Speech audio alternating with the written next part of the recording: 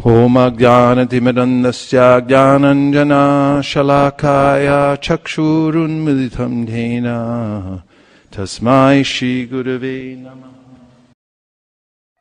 I'm so deeply appreciative that you came back today. Thank you very much.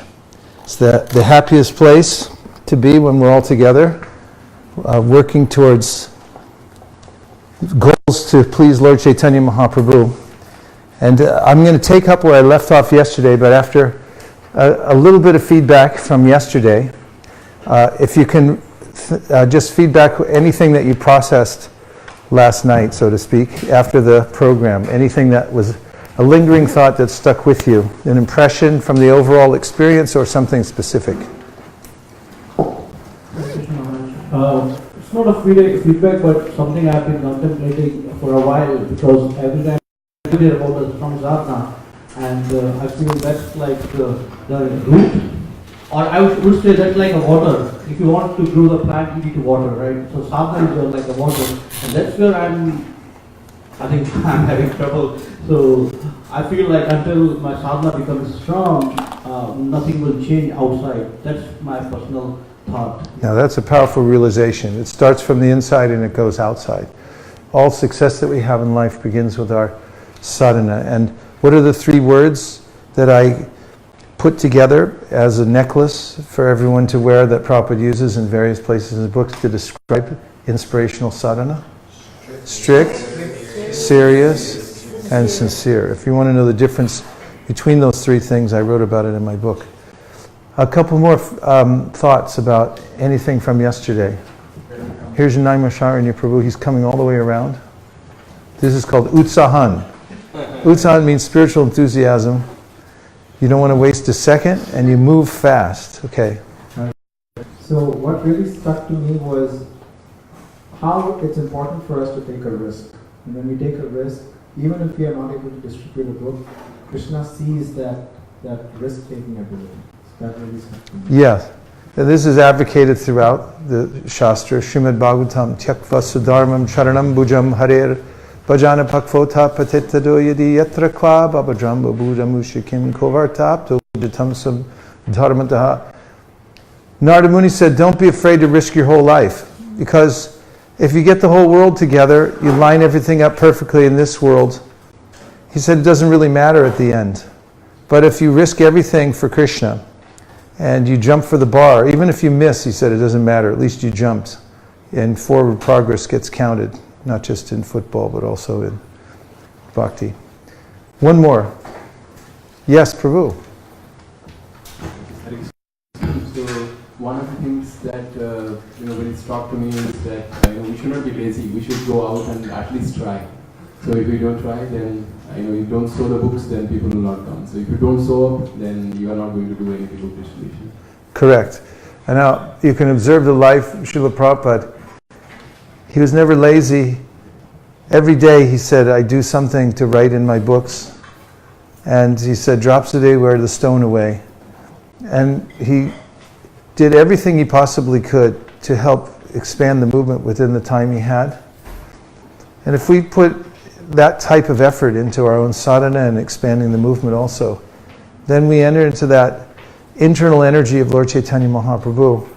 And that is a blessed life. So now I'm going to talk about the monthly Sankirtan festival. This is a innovation that took place many years ago at our temple in ISV, and now it's called MSF for short. And devotees are doing this program all over the world now. What it really means is to designate in your community at least one day every month where the whole community is invited to come out together. Actually, Prabhupada started this program back in the 70s, but then it got forgotten over time. But he liked it when everyone put everything aside, at least for a while, and went out. In fact, he designated that one person could take care of all the deities and the cooking and stay back, and everybody in the temple could go out. And the monthly Sankirtan festival is for everyone. We've even had a member of our Sankirtan party years ago who passed away, was named Yogi, and he was a Japanese dog who was an associate of one of our devotees, and Yogi had a backpack that held books, and when Yogi would come out on the Sankirtan, people would admire the dog because it was a beautiful dog, and then wonder what kind of books they were, and they were perfection of yoga. So, what is his name? He said, Yogi. He said, what are those books? They're about yoga. So he was on the newsletter. Nobody knew he wasn't a human, but he was on the Sankirtan newsletter for many years. So that proves that Sankirtan's for everyone. And if a dog can do it, then you can too. So Sankirtan Festival is meant to be fun. And one of the ways that it's fun is that it's organized. Let the organizers come together and work out every detail. One of the ways in which the monthly Sankirtan Festival is effective is that at every event we have a way of recording all the gaps. Means there are going to be mistakes and shortcomings. Something will be late, something will be missing, something is needed somewhere. And we record all those things, write them down, make sure that you make a record of them. This is the most valuable list you can have, is the list of mistakes and where there are gaps, because in fixing those, incrementally you improve every month your Sankirtan party. And when the devotees all go out together, they feel a great energy. We have a recipe, is make it fun. Use teamwork. We don't report individual scores for the MSF because it's all for one and one for all. And we also like to have fresh challenges every time.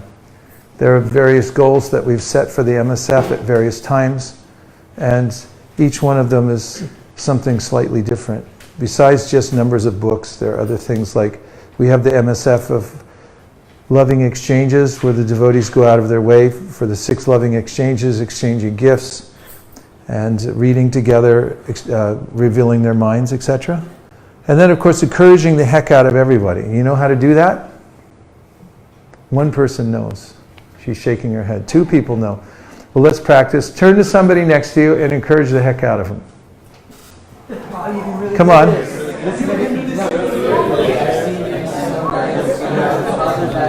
I really like the service you're doing.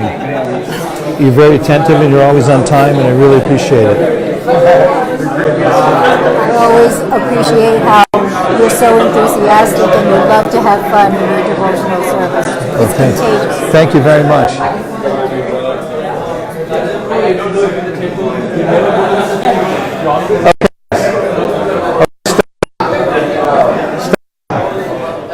No more encouraging. No more. That's it. That's enough, right? Don't you hate that when people encourage you like that? It feels terrible, doesn't it? No. In the Gayatri mantras, we hear the word prachodayat. It means encouragement. Krishna is trying to enthuse us. That's everything he does, is trying to enthuse us in his service. So if you take this as your main goal in life, enthuse yourself and enthuse as many others as possible. This is the spirit of Sankirtan. And when we go out, see, Sankirtan's not just going out, it's going in also. Your family, your friends, your associates, wherever you work, every living entity, if it's an animal, a cat, try to encourage it. Because every living entity gets discouraged by the nature of the material energy. It's a complex environment we live in. It's confusing. It's difficult.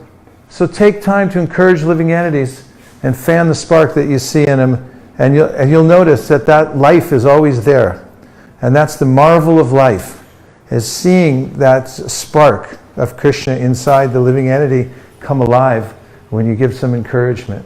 And the main encouragement is to remind people that they're actually eternal. They're parts of Krishna. And empower people. This is very important because everybody has their own genius. Everybody on the team here has some talent.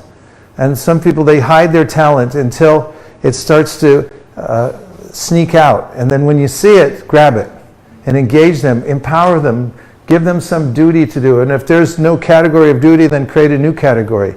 But make sure that everybody's given some empowerment so they can move forward and express some leadership in the Sankirtan movement. And then when you have lots of people who are taking responsibility, then you can grow and expand. And here we are touching the pavement. What did I say yesterday? The first goal and the only goal? I'll reiterate, and I'm not joking, the hardest part of Sankirtan is just getting out the door. The rest is easy, because once you get out the door, you'll feel momentum, and the hard part is getting out of the environment, just like when you blast off from Earth on a rocket, just getting out of the Earth's atmosphere takes a lot of thrust. So similarly, right around the time when we start to go out, you can hear all this theory, philosophy, watch slides, but when we say we're going out in an hour, a lot of people will say, you know, I hear my mom calling, she needs a peanut butter and jelly sandwich, I got to go home. And you go home and curl up on the rug, you know, and fall asleep, drool coming out of your mouth, and the next thing you know, you wake up and you'll miss the whole thing. And the excitement is when you actually join in and go out and just touch the pavement. Nobody's expected to perform. You don't have to sell a book. You don't have to do anything. Just see what it's like to touch the pavement together. We have hundreds of pictures like this all over the country, all over the world now, of devotees going out and touching the pavement together. And it's an act of bravery, and it's the right thing to do. And when you do it, you'll feel encouraged in your devotional service because you went out. And after that, everything else is extra. You can watch, you can try it, dabble a little bit in yourself, but be careful because you might get addicted. You dabble in book distribution, you get hooked. Like Ted Patrick said, I was hooked. And after that, after that, you start to feel spontaneous. This is actually the Rag Marg. This is Ragatmika Bhakti. When you talk about spontaneous devotional service, it's in Sankirtan. We're going out and expressing our spontaneous love for Krishna on Sankirtan. This is where the Rag Marg starts, going out and touching the pavement. So, book distribution is high sadhana, say. Yeah, it's a very high sadhana. We're going out, following that process as mentioned, for instance, in the Sri Upanishad, to see all living entities as spiritual sparks in quality one with the Lord. And to see that every body is a moving temple, it's a tabernacle. And worshiping on that altar of that particular body where the living entity and Krishna are within. This is universal vision.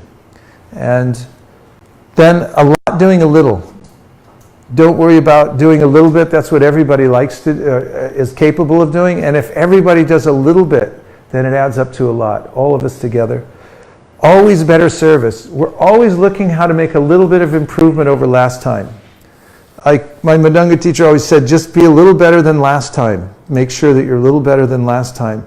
And if you keep doing incremental improvements, then you'll find that over time, your party starts to emerge. This team here in Dallas will emerge, or whatever team you're working with, will begin to shine by making individual and incremental improvements. Then fun and easy. Keep it fun. Think of ways to make it more fun for the devotees. Oftentimes we have picnics afterwards, or sometimes like devotees will get together at somebody's house afterwards, and sometimes we take a ride on a double-decker bus or whatever it is, but make it fun so everyone wants to come. And everybody likes fun. And teamwork. Yeah, teamwork is very important. The devotees all together. We have this ritual, putting our hands in the circle before we go out. This is a group of young women who were traveling on a bus together. They all came to ISV, maybe like 60 of them, and we all went out in the neighborhood and they had a great time just working together for the MSF. So start small with your MSF wherever you are, and then just grow incrementally. So here's some tips and ideas that you can think over. So one is pick the right fruits. So if you go out for book distribution, what you're looking for is people who already have a little bit of inclination. And I'm going to tell you how to find out, because I'm going to give you a little meter that you can hold up to everybody, and then you'll be able to tell if they're interested or not, whether they're a ripe fruit or not. And that way you'll know whether you need to talk to them or don't talk to them. So ripe fruits, when you go to pick the fruits off a tree, which ones do you pick first? That is correct. And how do you know they're ripe? Okay, you can touch them. How do they feel when they're ripe? They're soft, yeah. What about by vision? Can you see by vision? Yes. You can tell? What do they look like? Like, say, they're vibrant. They change color too. Like, what's an unripe mango look like? What about a ripe mango? Exactly. Does it have a different smell, ripe and unripe? There's different qualities to it. You can tell. And if there's a particular fruit you love, then from across the room you can tell whether it's ripe or unripe. Now I'm a avocado aficionado. I could tell from across the room whether it's a good avocado or not because I have such an intimate connection with avocados. I don't go a day without an avocado. And I can tell. I'm used to avocado. Sit back. So here's a picture of a person who came to the Rath Yatra for the first time on the left-hand side there. Would you say ripe or unripe from the countenance? Ripe. Okay, now how about the guy on the right there? I won't tell you which doctrine he was preaching, but he definitely had his own doctrine. Poor Kinchana Krishna is there behind the book table. So now, what is this one? So you look at these and you got to be able to tell right away, okay? How about that? How about this? Come on, you got to work with me now.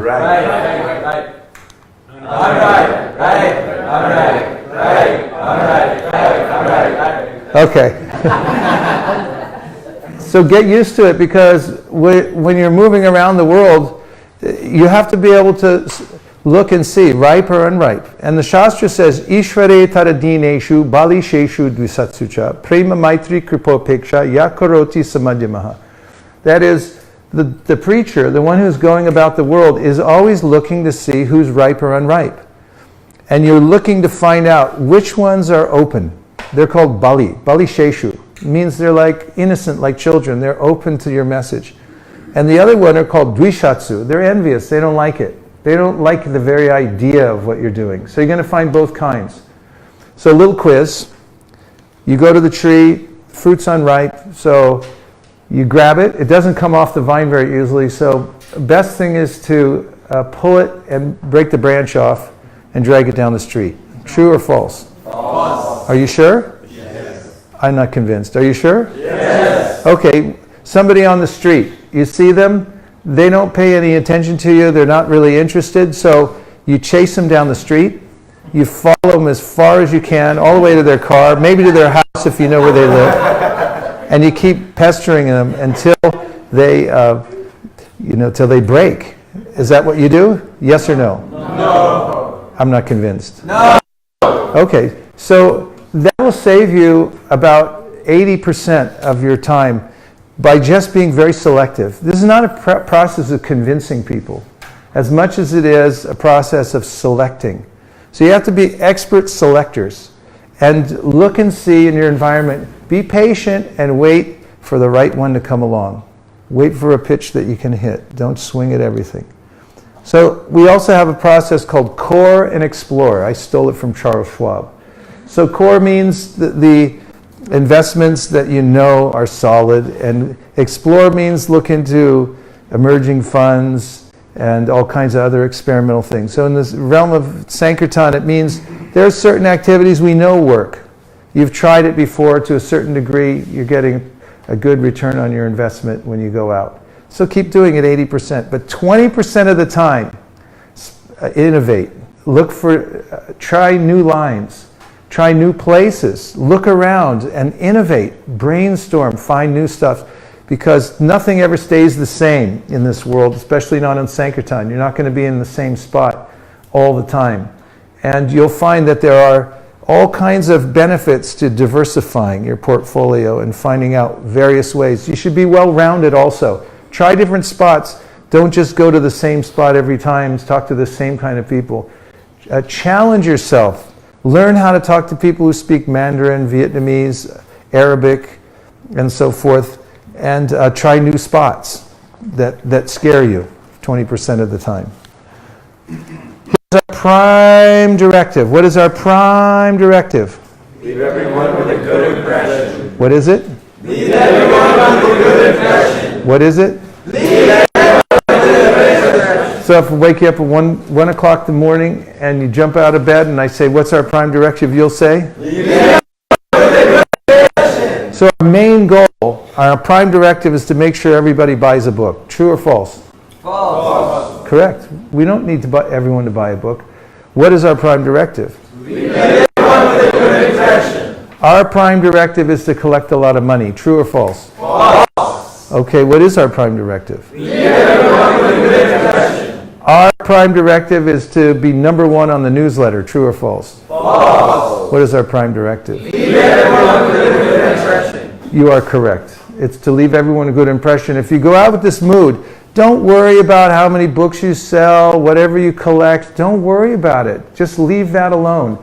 Think about how to leave every person with a good impression. Whether they take a book, don't take a book, they look at you, don't look at you, whatever it is, be in that mood of leaving them with a good impression, and you'll be in the right position to continue. This is how you go about the world without creating friction for yourself and leaving a residue. Yes, Prabhu? Is it okay to ask questions while you're talking? Yeah, but you'll have to come use the microphone, and I'm sorry for the inconvenience because we're wired up here. Right over here. Yes? Comment?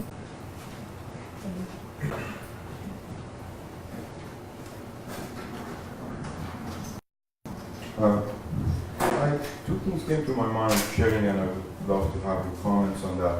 The first one is that how to say someone is right. My personal observation, which is not a lot, but usually when devotees go out for Sankirtan, when they see like people who look like hippie people, that's what they would call it right. You know, this person is ready.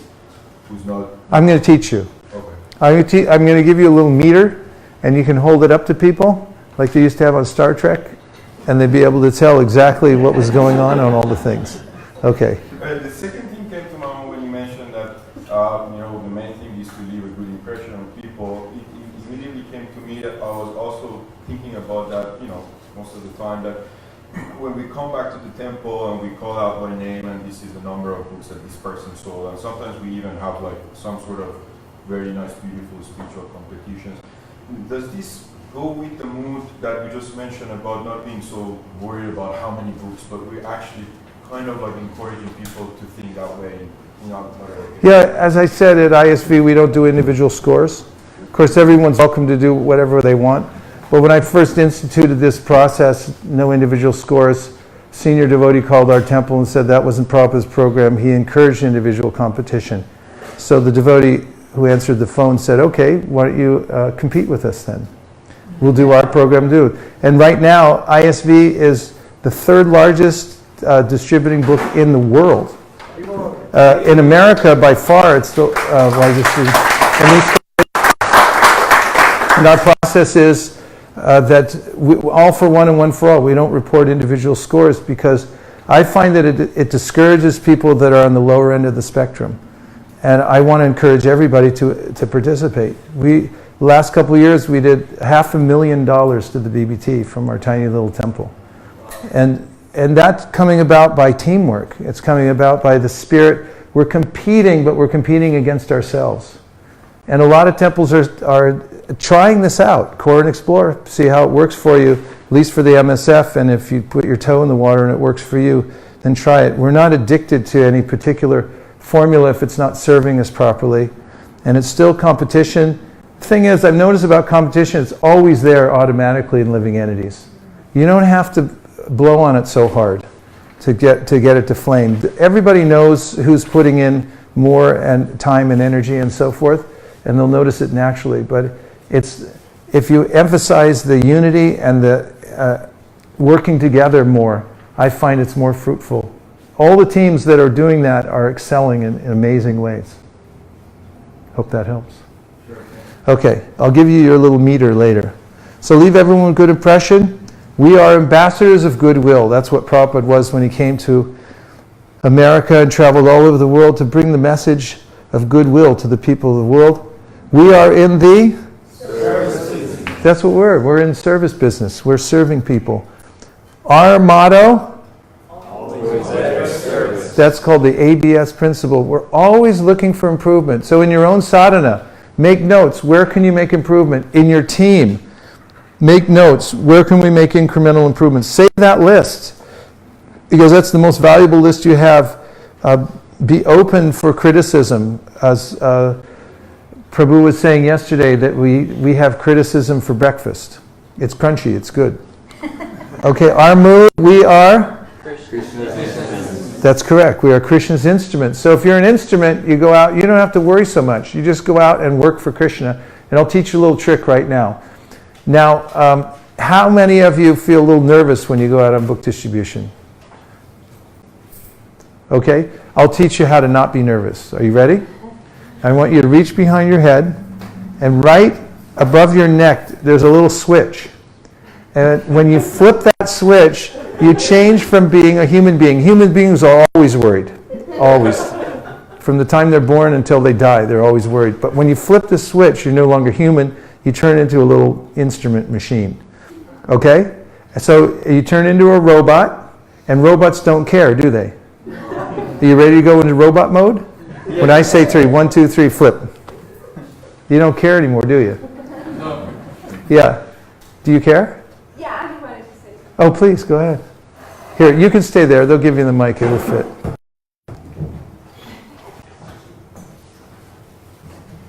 Hare Krishna, Jyoti. Hi. My name is Vanya. I just wanted to share something that happened yesterday in the plane when I was coming to Dallas. So I was doing japa and I had my japa bag, and I can sense that the lady next to me was, wondering what I was doing. So I finished my japa, and then before 10 minutes before landing, I took opportunity to say, in case you were wondering what I was doing, this is what I was doing.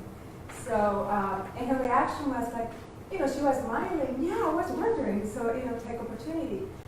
So I didn't think about, maybe she would like me or she won't like me. So I didn't really, like you said, I didn't care about the result. That was about the enthusiasm and about sharing. So, and I'm going to share something really beautiful that happened. So, really quick. So she said, when I saw you chant with the bag, I thought you were snacking. So I said, yes, I was soul snacking. Snow sacking. So, all right. She said, I said soul snacking. She said, what did she say? I was giving snacks to the soul. That's what I said. And she came out herself with soul snacking, actually. Yeah. So it was really beautiful. It was a beautiful exchange. With body language, you can see it right away. With a smile, with an embrace, when they're curious. So that was what I wanted to share. Bravo. So I was on the plane in New Delhi. I just got on the plane and everyone had their newspapers out. And I was looking over the seats and I saw the headlines and everything like that. In America, if I see the headlines, I might get a little reaction because it's like, he did what? He said what? But here in Delhi, I realized I don't care because I don't have any context. I have no idea who said what to whom and who they are. And I was seeing a gray world. Like, it doesn't matter to me at all. And when you flip the switch, just let the world go gray in that way. Like these things, you're interacting with it on behalf of Krishna. You no longer have a perceived interest in the world. So if you go into that mode as an instrument, then you'll be able to steadily perform your service, as Krishna says to do in the Bhagavad Gita. We remain. You got to work with me on these. You got to work with me. We remain. Correct. We go out for self-purification. And who's that sweeping there? Maharaj Prataparudra. He swept in front of the Jagannath cart. He got so much mercy for being humble and going out for his own purification. We do service for? Service. That's a brahmachari climbed up on the air conditioning duct and is distributing book through a second floor window there in Montreal. I save one soul at a time, beginning with? Myself. It's a good mantra. Remember to save yourself first. Don't be condescending and try to put your heavy ego on everybody in the world. Treat people with? Respect. Correct. Offer? Kind words. Yes, offer kind words. Focus on? Teamwork. Yes. Preaching means? Giving. It does. Don't be? Condescending. Don't be? Condescending. Don't be? Condescending. Express? Empathy. Hey, look at this picture. Yeah. Practice? Yeah, listen to what people say and reflect back to them so they know you've understood. Make people feel special. Why? They are. Okay, now I want you to imagine that everybody in this room has a sign on their chest that says, make me feel special. Do you have it in mind? Say yes. Yes. Okay, now I want you to turn to somebody in the room and make them feel special. Are you ready? When I say 3, and when I say stop, stop. 1, 2, 3, turn to somebody and make them feel special.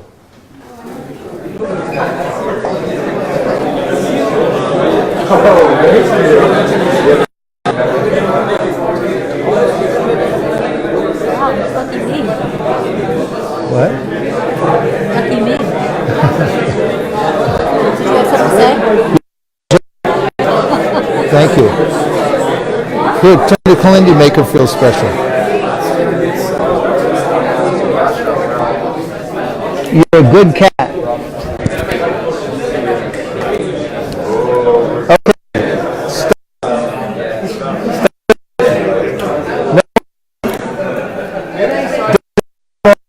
Stop. Don't you hate that? Doesn't it feel terrible when people make you feel special? Yeah, people hate it.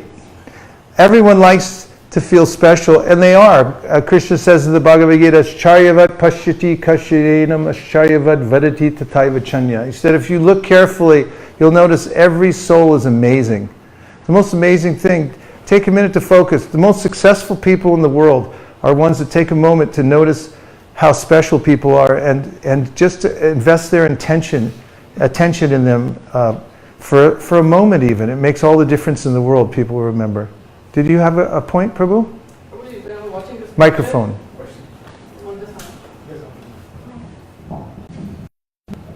So I'm just watching this picture on the screen, and we have exactly the same picture in Srila Prabhupada's quarter upstairs here. Oh, you do, eh? Yes, I was wondering what is this picture, where it came from. Dallas. Came from Dallas. The Gurukul used to be here. It still is. Still is. Okay. Develop the habit of expressing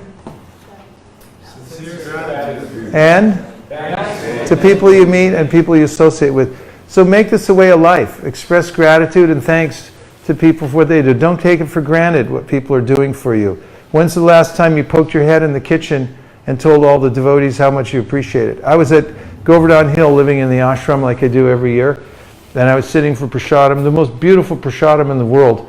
And I realized after 2 weeks I had no idea who was cooking it. I didn't even know who was in the kitchen. Then I realized that a person could go throughout their whole life and realize they're getting all kinds of gifts from nature and just think it's happening automatically. In the same way that I was thinking that the prasadam was just coming out of the kitchen. It just happens. It's by chance. It all happens by chance. And then I took the opportunity to go and poke my head in the kitchen, and I saw that the devotees were laboring very hard in there, very sincerely working to feed all the guests at the ashram every day, 3 times a day for 1 month. And I just thanked them, and just that somebody put their head in the door and thanked them was a big deal to them. So take time to express gratitude and thanks to people you live with, and then extend that outwards. Find people out there. I mean, people are doing amazing things in this world because living entities are amazing. Appreciate them. Find something to appreciate and show gratitude to people. And this is how the living entities become open-hearted. Their heart contents will pour out to you when you show sincere gratitude. There's various resources where you can go. There's distributebooks.com, ISKCON Book Distribution. There's lots of videos, places to download information and so forth. That's ISKCON Book Distribution and distributebooks.com. And now, here's a mantra. Book distribution is? Fun and easy. You are correct. Book distribution, fun and easy. Just keep that in mind. And now we'll take a couple of reflections from the last section. What did you hear? One thing did you pick up that you want to reflect back? Keep it fun. Keep it fun, yes. Living entities just want to have fun. Just keep that in mind. Empower and encourage. Empower and encourage. Those are two extremely valuable concepts. Yes. I want to just say something from my life. So when I came to newly, so I was very eager to do book distribution. So because I was going in Washington DC, so then I was thinking how to get started. So I contacted Naveen Sharan Prabhu. So Naveen Sharan Prabhu was already doing book distribution, and then I said, Prabhu, I am interested to do this. So he called me to his home. He fed me a lot of prasadam and said, this is the book distribution, everything is there, like in the starting from table, the tablecloth, book, sell, books, everything he loaded in my car, saying, yo, you go, now you start. So he was doing this, but he has, just to empower me and then encourage me, he has given everything to in my car, saying, you go and start, you don't have to struggle, because you have, that desire, you just go and do it. And after that, I never stopped, so that was very... Did he encourage the heck out of you? That's what it looks like to encourage the heck out of somebody. You go out of your way, because heck gets in people and it's not very nice. But if you go out of your way, I mean, he might even bought you a car. Load it up. That's what it means to encourage the heck out of somebody.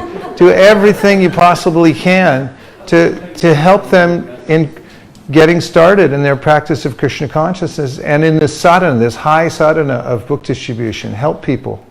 Thank you for that personal testimonial. It goes a long way. Dr. Blake, over here, he has a party in Oklahoma. Oklahoma. Hare Krishna. I was just appreciating reminding us to record the gaps. So instead of make a list of mistakes and gaps. That seems really commonsensical, but something that we, like, I know I often overlook it because at the end of the day we're tired and it's put on the back burner. That's true. And it's best to record them in real time. So like today when we go out, Naimisharanya Prabhu is going to appoint a couple people, or at least one in every party, that's watching for the gaps. And that anything that looks amiss or anybody reports it to that person, you write it down and we'll collect them at the end of the day. And it's also important to write down the obstacles. Besides the gaps, just what are the possible obstacles on your party if you brainstorm, what's holding me back in my personal sadhana, what's holding back development of the Sankirtan party, because there's always a way around it, and that's the way forward. Yes? When you were talking about teamwork, I was thinking about how it's affected our whole community at ISV, because it not only affects the Sankirtan scores and the Sankirtan party, but it affects the relationships, within the community. And we have a large children's Sankirtan party, and they learn from a very early age teamwork, to be non-envious, to be encouraging of each other, and we see that not just in their Sankirtan, but in their relationships too, and it's just amazing to watch. It is. When the kids get an award, all the other kids go crazy, appreciating that, like they've got some scholastic award, or in all different ways. It pervades the community, and it's very important. It can really start from the Sankirtan party. Bhakti Daniel, okay, one behind you.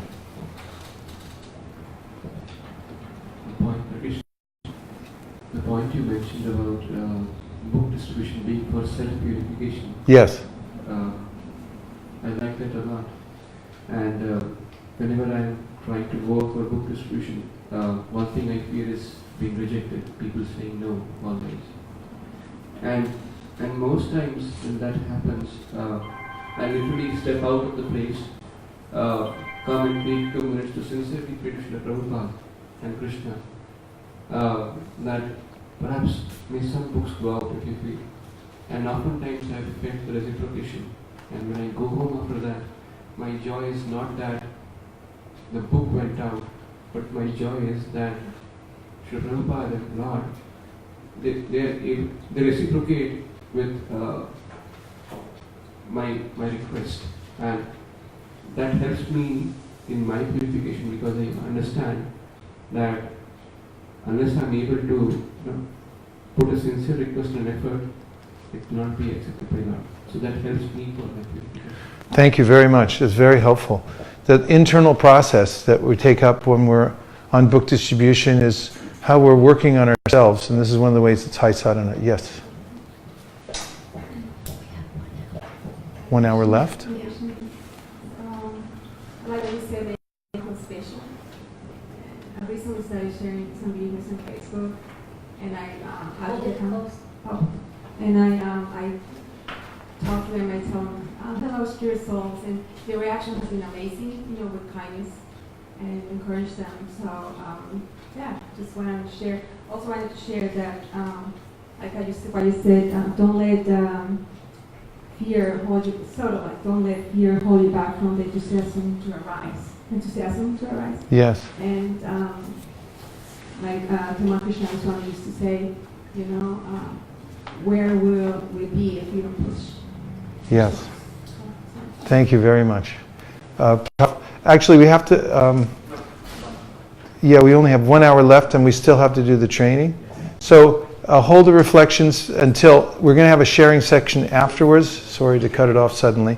But I want to go into the next section because I promised so heavily yesterday, and I'm going to deliver right now. How to sell a Gita on its own merit. So Prabhupada emphasized that there's sufficient merit in our books that if you simply describe them sincerely to anyone, they will buy. And this is true. In most products, if you learn how to sell a product, oftentimes there's a presentation that you give. Either it's a PowerPoint or there's like a flip book in the old days. You go through and you show each page, and then when you come to the end of it, you say this skin cream, make all your wrinkles fall off. You're going to look like 50 years younger. And by the time you get to the end, you tell them it's all organic and stuff like that, and then they'll say, I'll take it. So in our presentation, the presentation book and the product are the same. They're the same. So you just have to show them what you have in your hand, and then they'll just buy the presentation book and take that away. So here are the steps. And these steps are on a card that we're going to give you. So you don't have to write these all down really quick because we're going to summarize everything, how to sell a Gita. And the first one is radar. Say radar. Radar. Qualify. Trust the hand. Give a nutshell presentation. Show and tell. Compliment. Humor. Engaged. Okay, here it goes. Who's seen one of these here in Dallas? Okay, I'm sorry for your loss. These radar guns can tell how fast you're going, so they just shoot it at your car and it bounces back, and there's a meter. It tells you how fast you're going. We have the same power, and that comes out of our hand. That's our radar gun. Hold your hand up. Point it at somebody. Not me. I can't handle it all. And I'm going to use the mantra that activates it. Are you ready? 1, 2, 3. Hi. Now look at the person you just shot with the little beam of light when it came out. Look at them. What are they doing? You know what that means? Everybody in this room is a ripe fruit. Yeah, because if you shoot somebody who's not a ripe fruit, what are they going to do? They'll either go or they won't be paying any attention. Living entities are smart. They know you're there. They know you're there even if you don't put your hand up and say hi. But if they're not interested, they'll close down. They're smart. They know from across the street what you're doing. They can see you're telegraphing that you're standing out there. And they'll just close within themselves. They're not open for business. And so your job is to chase them down the street, make sure you get all the way to their car, find out where they live, and go to their house. Correct? No. What's our prime directive? And who are we actually looking for out there? That's right. Let them go.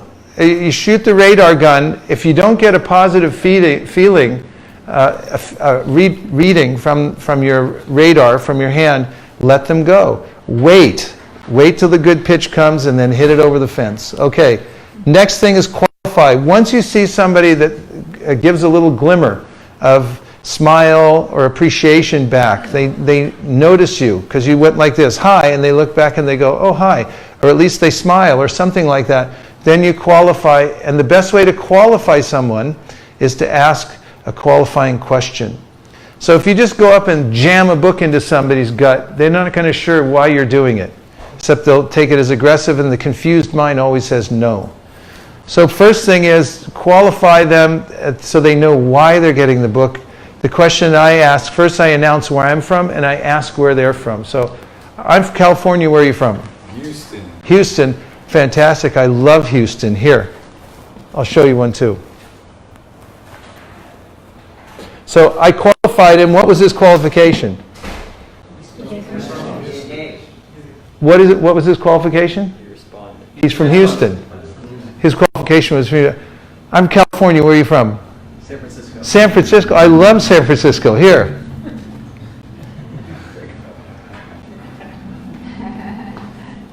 He got it. So what was his qualification? I'm from California. Where are you from? Dallas.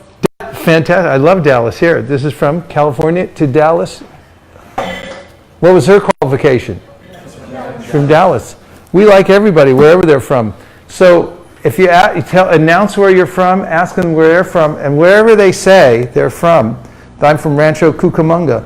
And it's like, Rancho Cucamonga, I love Rancho Cucamonga. Here, let me show you one too. So that's the qualification. Find out what the qualification is, the best qualification, where they live. Appreciate it. Next thing is trust the hand. I want you to look at this ancient picture. You see the lady's hand there is going out like this? Can you see that in the picture? Can you see her face? Her mind's going, don't do it. And her hand's going, no, I'll do it. So when you put the book out, and I did that to demonstrate to each person, is if you hold something out long enough, they'll come over and get it, because the hand's like, I got to grab something, come on. So put the book in their hands, take a little risk and let it out of your possession. Don't be holding it back here. It's like, well, what do you think? But let them look at it. And as you're handing the book over, you tell them what's in it for them, because that's what everybody wants to know. WIIFM, what's in it for me? And here's a mantra that you can use. There are many mantras, many templates, but I'm suggesting you try this one, and after you learn this, then you can play jazz and innovate all you want. Books on yoga and meditation that show you how to get free from stress. Books on yoga and meditation that show you how to get free from stress. Books on yoga and meditation that show you how to get free from stress. Who's got the mic? Okay, you do it. Books on yoga and meditation show you how to get free from stress. Good. Books on yoga and meditation that show you how to get free from stress. Oh, very good. Yoga and meditation that help you get free from stress. Show you how to get free from stress. Show it to Mataji on the end. Right there. Here. At the end of the row.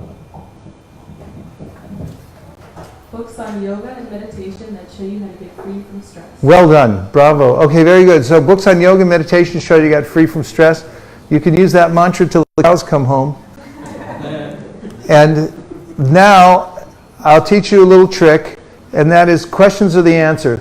The most powerful punctuation mark in any language is the question mark. Make a question mark with your fingers in the air. What is that?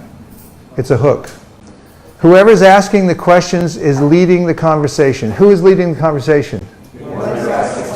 That's what I'm doing right now. I'm asking you questions. I'm leading the conversation. So within your presentation, you have to have a lot of questions. You have to become a master asker. You have to become what? Master asker. Don't tell everybody. Just ask them questions and lead the conversation. So here's your second question. What was your first question? No, I'm from California. Where are you from? That's a hook. I'm pulling them in. I'm qualifying them. I'm putting the book in their hand. Now as I put the book in their hand, I tell them books on yoga and meditation show you how to get free from stress. Now I need to hook everything in and bring the conversation the direction I want to do. So I'm asking them, you've heard of stress, right? Have you all heard of stress? Yes. And you have to ask questions. It doesn't matter if they say yes or no. You can keep going. Because if you ask a yes or no question, they say no. Like, are you interested in yoga? And they go, no. Then you're finished. Don't ask questions like that. Ask questions where you can keep going even if they do say no. So you've heard of stress before, right? Say no, I'm not stressed. No. Really? I could tell. You don't look stressed. You look spiritual. It works either way. You've heard of stress before. Say yes. Yes. Yeah, but you don't look stressed. You look spiritual. Now, this is a very, very, very powerful mantra. Now, have you ever walked out of your ashram and then someone said you look tired? Yes. And how did you feel after they said that? Have you ever walked out of your ashram and somebody said you look terrible? No? You never had that? People do it to me all the time. If somebody walks out of their ashram and you go, "Well, you don't look very good today," how about that? Ever heard that? How did you feel afterwards? You start looking in the mirror and go, "God, I do look bad." But if somebody walks up to you and goes, "You look spiritual," you're suddenly self-realized. It's the most amazing thing. This is instant self-realization. Because living entities are spiritual. They just forgot. And when you go up to somebody and you say, "You look spiritual," they suddenly realize themselves as spirit souls beyond the body. They have a transcendent experience just when you tell them that. And then here comes the big question. Are you ready? Yes. What's your secret? Everyone say it. What's your secret? Turn to somebody next to you and ask, "What's your secret?" What's your secret? What's your secret? What's your secret? What's your secret? Did you get any answers? This is a very powerful question. Let me tell you the psychology behind this. Because when you're approaching somebody to offer them transcendental knowledge, what they're thinking deep inside is, "I don't want somebody telling me what to do. I'm fine in my life. Even if I don't have any spiritual path, I don't want somebody interrupting me. Or if I do have a spiritual path, it's my path. I don't want your path. I don't want somebody condescending to me to tell me what I'm supposed to do." And that's what we're doing, really. Therefore, if you want to erase that element in the presentation, you put them on the Vyasasana and you sit down at their feet and you worship them. That's how you distribute a book. You have to honor them. And now you've said to them, "You look spiritual." And they get oriented all of a sudden. "Yeah, I am spiritual." Everyone has some relationship to the Supreme right now in their consciousness. And they'll remember that when you say you look spiritual. Now you worship them and you say, "What's your secret?" You're saying it in the form like, "Okay, how did you get like this? You please teach me. I'm learning from you. Not that I'm teaching you. I'm learning from you. I'm your student." Do you understand? So, what's your secret is the powerful question of the day. That's why it's in red. If you don't learn anything else from this seminar, just remember this one question. And if you remember to ask this, you'll notice that the whole tenor of the conversation flips. And it makes them open to taking a book. So now's when you take the book back. So remember I handed the book over?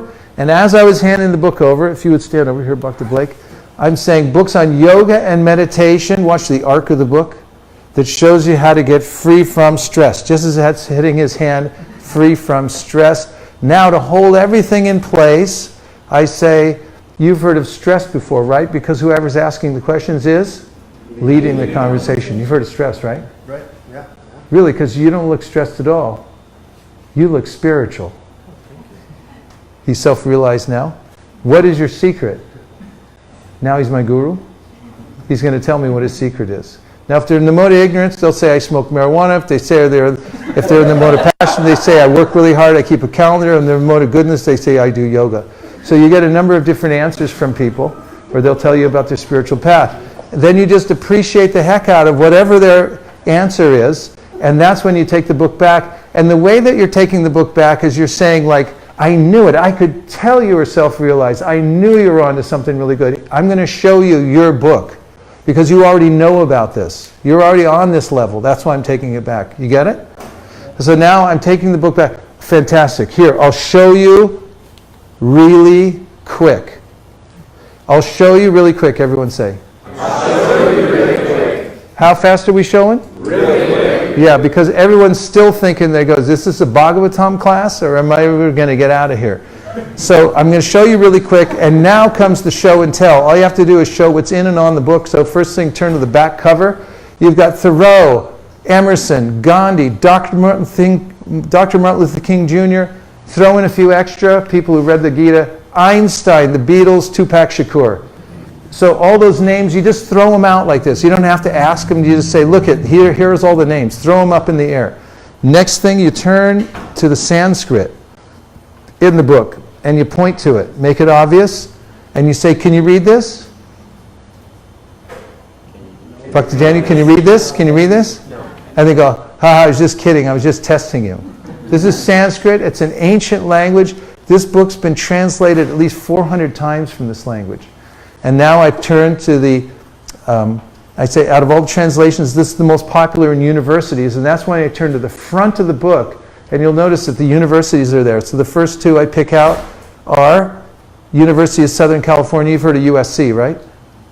Yes. Say yes. And you've heard of Georgetown University. You know the Hoyas, right? Okay. And then I turn to the changing bodies, to the picture. And I'm turning really quick. You got to know where it is, because if you take extra seconds, suddenly they're going to hear their mom calling them for a peanut butter and jelly sandwich, and they're out of there. So turn as fast as you can and say, look it, we're starting here, we all end up here. And then ask them another question. Where are you in all this? And they'll point to one of the places. And then the next one is I show them this picture about the self-realized soul. And I say, see, this shows a self-realized soul. Here he sees everyone as spiritual sparks, and therefore treats everyone with respect. A self-realized person treats everyone with respect because he sees that he or she is part of the Supreme. Use the word respect. A self-realized person treats everyone with respect because he or she sees God. Or if they're a little more new agey, you can say, or spirit within everyone's heart. And next is ask another question. A lot of questions, right? Why? Because questions are the answer. Okay, you've heard of karma, right? And they say, yeah. And then you say, what does it mean to you? So now I'm going to ask that question, what does it mean to you? And you tell me, what does it mean to you, Bhakti Daniel? What goes around comes around. And then I go like this. Watch me. Whoa. What a great answer. I really like the way you think. That's amazing. Okay, now you ask me what if I've heard of karma. Not believe it, I've heard of karma. Ask me. I've heard of it. What does it mean to you? Well, you know, like there's rabbits and there's rainbows and like stuff. It's just, you know, it's crazy. And now you say,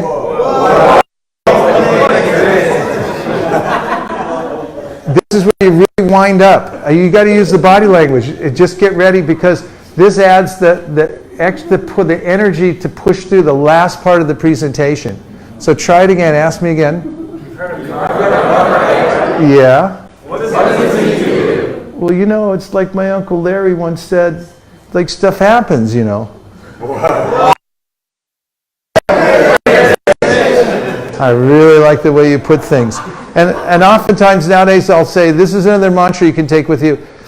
If more people in the world thought like you, it would be a better world to live in. Yeah. So then, there it is. If more people in the world thought like you, the world would be a better place to live. So when they tell you your answer in karma, it's like, what goes around comes around. Whoa. I really like the way you put things. If more people in the world thought like you, the world would be a better place to live. Okay, now comes the humor. Now I turn to this guy with the soul popping out of his head. You familiar? You know him? Okay, so I ask him, what do you do professionally? That's what I'm asking the people. What do you do professionally? Bhakta? This guy used to be a Bhakta. They say civil engineer. They say Sunday school teacher. They say I'm a dancer. Then I say, really? This guy used to be a civil engineer. Really? This guy used to be a Sunday school teacher. Really? This guy used to be a dancer. And then they go, ha ha ha ha ha. 50% of the time they go, ha ha ha ha ha. And the other 50% of the time they go, really? And then they say, no, not really, I'm just kidding. And then they go, ha ha ha ha ha. Remember, I still have the book, right? Now, as soon as they say ha ha ha ha ha, on the third ha, you hand the book back. And you say, we don't sell it like in a bookstore. We just ask for a donation. Just a little timing thing. We don't sell it like in a bookstore. The book's coming back. Watch the arc. We don't sell it like in a bookstore. We only ask for donation. When the word donation comes out, the book's already in the hand. You see what I'm saying? Okay. Then, we don't need the money. Watch my hand, imitate. We don't need the money. The only reason we ask, it's an ancient tradition. When you give something in return for spiritual knowledge, it connects you to the previous teachers who have passed it down over many generations and allows you to enter deeply within the knowledge. So that mantra is straightforward and it's very, very powerful. So I'll just show you one more time. We don't sell it like in a bookstore. We only ask for a donation. We don't need the money. The only reason we ask, it's an ancient tradition. When you give something in return for spiritual knowledge, it connects you to the previous teachers who have passed it down over many generations and allows you to enter deeply within the knowledge.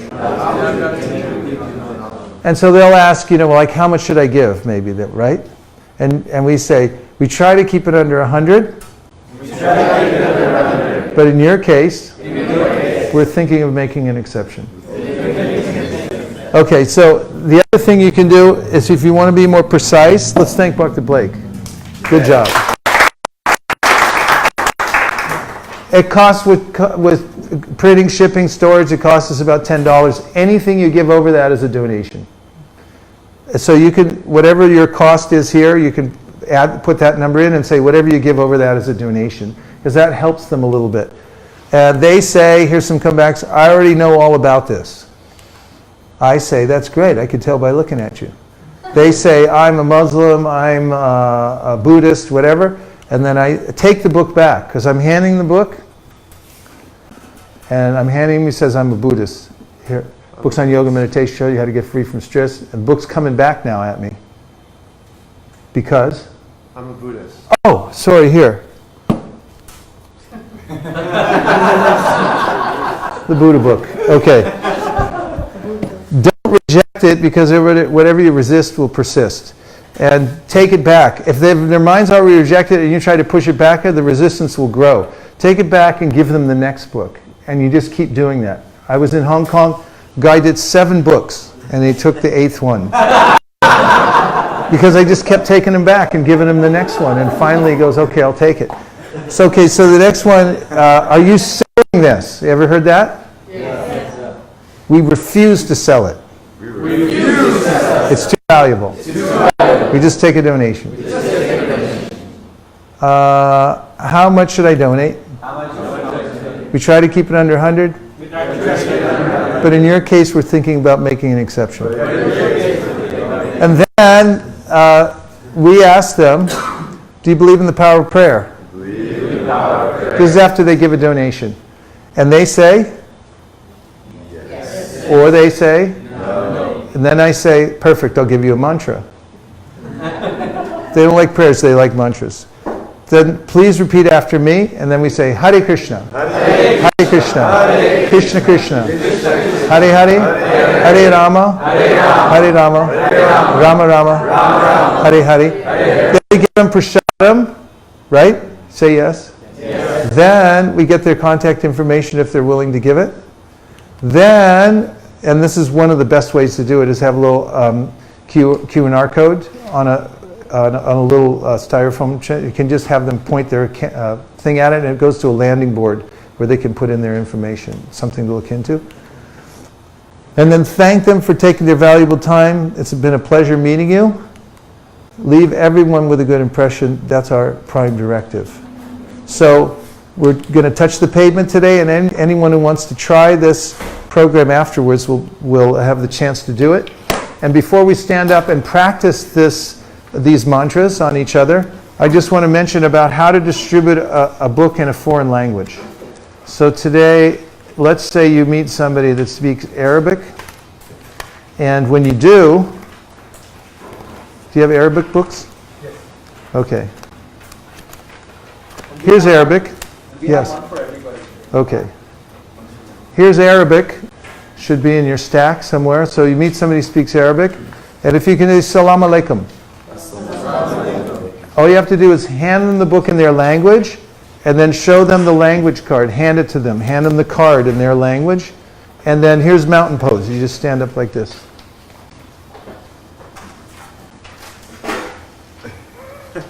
Don't say a word, and don't move. And just let him read the card, because they know that you know that they know what it means. And so there's no explanation needed. It's already spelled out. So it's either yes or no after that, and it's usually yes. That's how simple it is to distribute a book in a foreign language. Okay? Now, any specific questions related to the material before we stand up? Yes? When you were mentioning getting their contact information, you were talking about a QR code, but I don't know anything about QR codes. Did you make a sticker and put that on each book? No, we have a little styrofoam board each devotee carries, and then you can pull out the QR code on the board, and then they just point their camera at it, and it'll take it to a landing board where they can put in their email and get naturally stored. Naimishranya knows, he'll set it up for you. Okay, so now what we're going to do is test your teamwork abilities. And so what we have in this room is a situation where we're full of chairs, but we need the room to be opened up so we have enough room for you to have several rows, or at least one or two, where you're facing one partner. And one of the partners has a book in his or her hand, and everybody on one side has a book and everybody on the other side has an empty hands. But they also have a card that tells how to distribute the Bhagavad Gita on its own merit. Is that clear, or do you have any questions? Okay, so the exercise in teamwork is how orderly but quickly you can actually move all the chairs out of the way and line up in several lines so that you're oriented and you have a book in your hand. And the record so far was in Baltimore, Maryland. They took about 2 minutes altogether. Let's see how fast you can do it. Now, take a look at how I'm standing. I want you to notice something. I don't have a book in my hand. When you hold a book in your hand like this, or an idiot which way, you're telegraphing to people. They're walking down the street or any other way. They're seeing you from a distance, and they go, that guy's going to attack me with that book. Keep the book out of your hand. You can keep it under your arm. You keep it in your bag, on the table, but keep your hands free. Keep your hands free. Get your book out of your hand. And then, now watch this. See how I'm standing? I'm not in a mode like I'm ready to charge somebody. I'm sitting back, cool as a cucumber in an icebox. And I'm waiting for the right fruits to come by. And so I'm just doing my radar, high, high, high, high, high. And I'm not chasing them. I'm not chasing them high. I'm just standing back and going high. And when I see on my radar that there's a ripe fruit, that's when I ask my question and I go into action. One of the best ways California, where are you from? West Virginia. West Virginia, fantastic. I love West Virginia. Here, I'll show you one too. Say show. Show. Say show. Show. Say show. Show. Show, show, show. We're not giving, we're not selling, we're showing. Showing is innocuous. You can show to anybody all day long. So I'm showing the book and books on we're showing these books on yoga and meditation, show you how to get free from stress. You've heard of stress before, right? Yeah. Really, because you don't look stressed at all. Don't mind me saying so, but you look spiritual. What's your secret? Sleep. Sleep. I've heard that sleep is very beneficial, and now it shows in you. Here, I'll show you really quick. Thoreau, Emerson, Gandhi, Dr. Martin Luther King Jr., Albert Einstein, the Beatles, Tupac Shakur. They all read this book. Can you read that? I was just testing you. It's Sanskrit. It's an ancient language. It's been translated over 400 times into English, and out of all the translations, this has become the most popular academically. You know USC? No. Say yes. Yes. Yeah. Doing this, don't try to throw obstacles. You're trying to do repetition, so don't hold up your partner and go like, I'm from another planet or something like that. Just follow along to make it go quick. You've heard of USC, right? Yes. Georgetown University? Yeah. Right, here. Here it is in a nutshell. Now watch how I hold the book. I'm holding so he can see it, right? It's like that. I go, look, we start here, we end up here, we're just passing through. Life's like a quick journey. Where are you in all this? Let the record show he said here. I'm over here, I was here 5 minutes ago. Okay, this shows a self-realized person. Self-realized person treats everyone with respect because he or she sees that there's a spirit and everyone's within everyone. You've heard of karma before, right? Yes. What does it mean to you? What goes around comes. Whoa, I really like the way you put things. If more people in the world thought like you, it would be a better world to live in. What do you do professionally? Student. What kind of student? Student of Bhakti Yoga. Look at, this guy used to be a student of Bhakti Yoga. He said, no, we don't sell it like in a bookstore. We only ask for a donation. We don't need the money. It's ancient tradition. When you give something in return for spiritual knowledge, it connects you to the previous teachers who have passed down the knowledge over many generations and allows you to enter deeply within the knowledge. Any amount's okay. You just give from your heart. They cost us around $10 to print and ship. Anything you give over that is a donation. Good. Give. Thank you very much. Let the record show he gave 20. This is, do you believe in the power of prayer? Yes. And now I have a mantra card, right? Yes. Let's just say that's the mantra card right here. And I'm going to teach you a beautiful prayer. It's meant to wake up love for God in your heart. Are you ready? Yeah. Okay, repeat after me. Hare Krishna. Hare Krishna. Hare Krishna. Hare Krishna. Krishna Krishna. Krishna Krishna. Hare Hare. Hare Hare. Hare Rama. Hare Rama. Hare Rama. Hare Rama. Rama Rama. Rama Rama. Hare Hare. Hare Hare. And now I give him prasadam. Okay, have prasadam. Here's a cookie. This is for being so kind. Thank you very much for taking your valuable time. And would you like to be on our mailing list? Yes. Okay. Then I give them a pad. They can sign up, or I show them the QR code and they can do it on the computer. And thank you very much. It's been an honor to meet you. Thank you. Okay. So now try to make a few mistakes. You can follow on this. Your partner, whoever's doing it, if the person's stalled or they're going off in a different direction, coach them. You want to get the person who has the book in their hand to get through the whole template and just get an experience of it. It's okay to make mistakes, but stay on track. Don't start innovating yet, okay? And when you're done on one side, stop, and we're going to take a couple of questions and we'll go the other way. Are you ready? Yes. Any question before we start? Okay, on your mark, lean back, cool as a cucumber. Whose book is this? Go. Hi.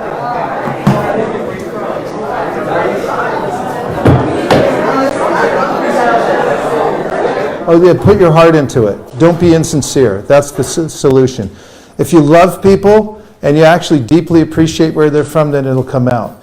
These aren't just words. It's actually, we love doing this because we love connecting with the living entities who are parts and parcel of Krishna.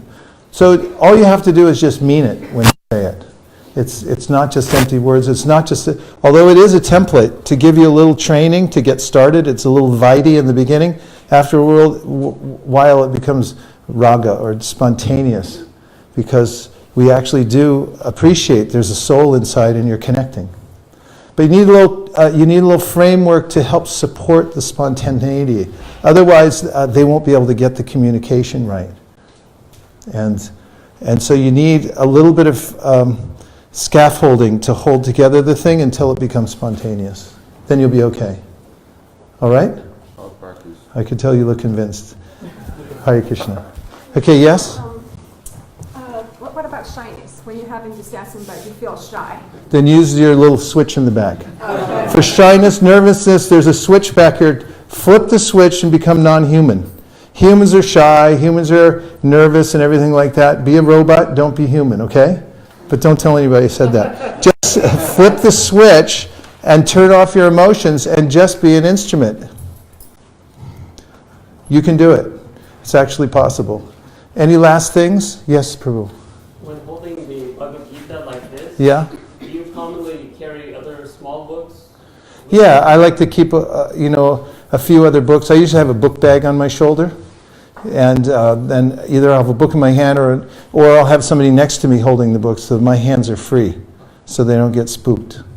No telegraphing from a distance that I'm coming after you with the book. So finish up the last, if you didn't go all the way through, finish up your last rep to get a chance. And I can also tell you when you're doing this in public, if you tell people I'm presenting for the first time and I'm following this card, do you mind? You can actually tell them I'm a trainee. I'm just trying to learn how to present this book and I'm going to follow this card, do you mind? And they'll go, no, I don't mind at all. In fact, I'll help you. Because could you just tell me what to say next? and they'll follow. And then when you come to the donation part, you say, we have to ask for a donation. Sure, I'll give a donation. They'll go through the whole thing and help you out. So the more helpless you are, be sincere. Just admit your frailties. Don't try to be all sophisticated.